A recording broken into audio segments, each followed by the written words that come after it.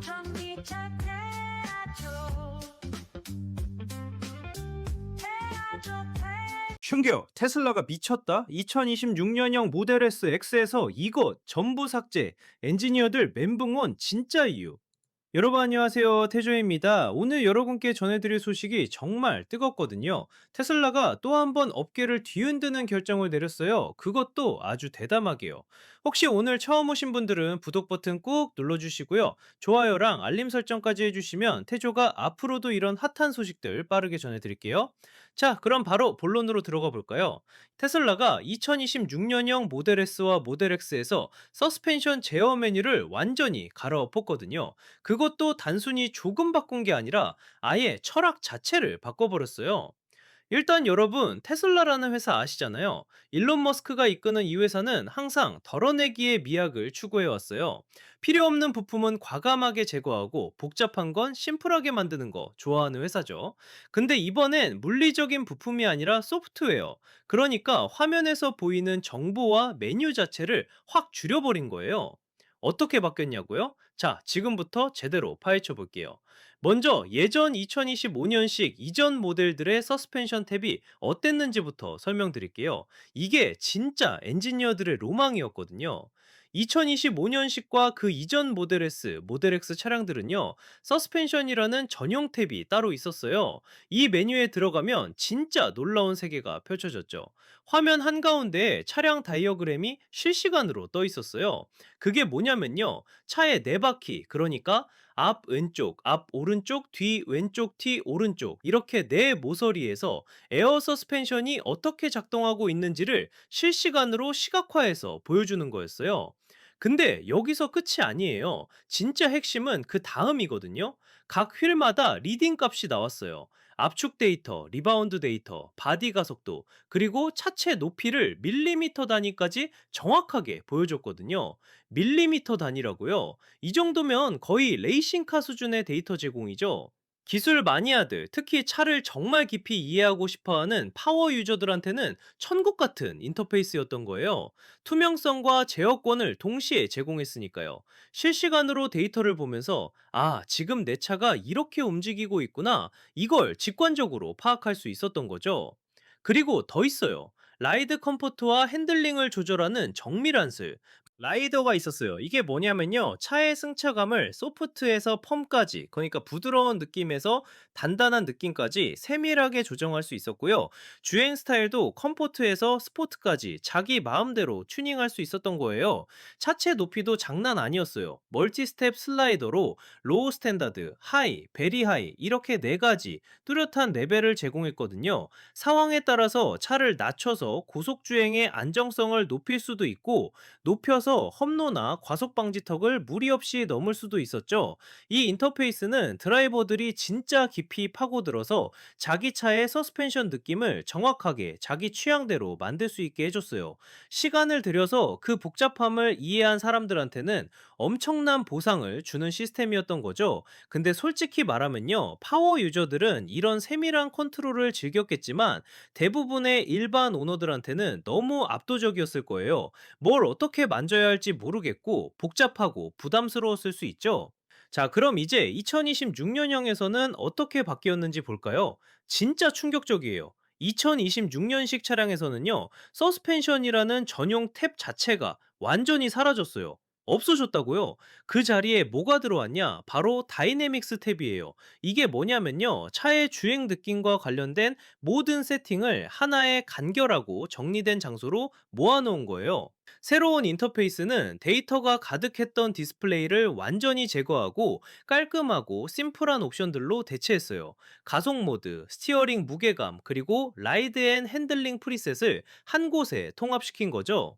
차체 높이 제어는 이제 컨트롤 탭으로 옮겨졌어요. 기본적인 높이 조절은 거기서 하는 거고요. 다이내믹스 탭에서는 로어와 하이어, 그러니까 낮은 쪽 선호와 높은 쪽 선호, 이 두 가지 사이에서 토글할 수 있게 해줘요.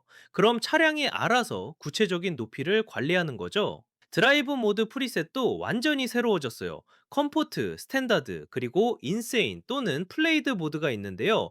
이 각각의 모드를 선택하면 그 아래에 있는 세팅들이 묶음으로 한 번에 바뀌는 거예요.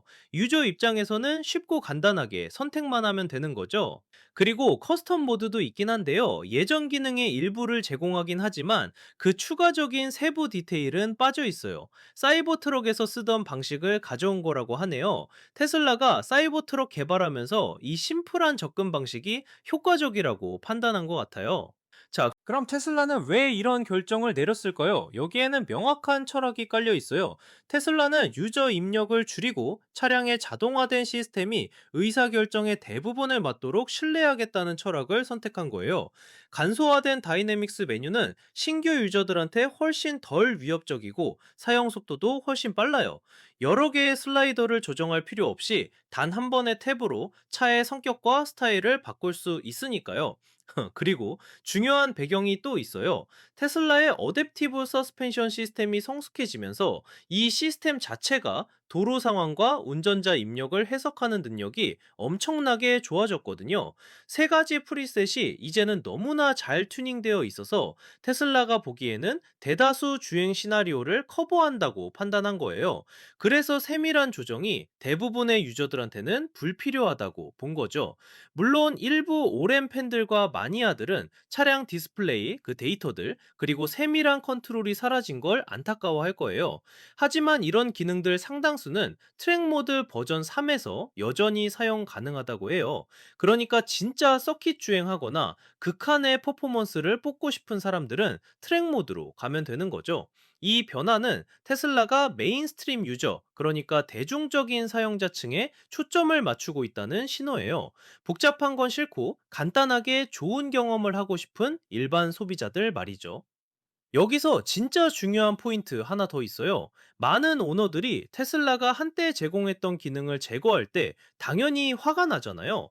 근데 테슬라는 이 소프트웨어 변경 사항을 모든 차량에 적용할 수도 있었지만 오직 새로운 2026년식 모델에만 적용하고 있어요. 기존 차량들은 간소화된 메뉴의 영향을 받지 않도록 한 거죠. 이건 테슬라가 몇 년 동안 취해온 접근 방식이에요. 만약 테슬라가 옵션을 단순화하거나 대대적인 변화를 주고 싶으면 그걸 새 차량에만 적용하는 거예요. 예를 들면 로우 리젠, 그러니까 낮은 회생제동 옵션을 없앤 적이 있어요. 이게 차량 효율성을 떨어뜨리거든요. 새 차량에서는 이 옵션이 제공 안 되지만 구형 차량들은 여전히 로우와 스탠다드 회생제동 사이에서 선택할 수 있어요.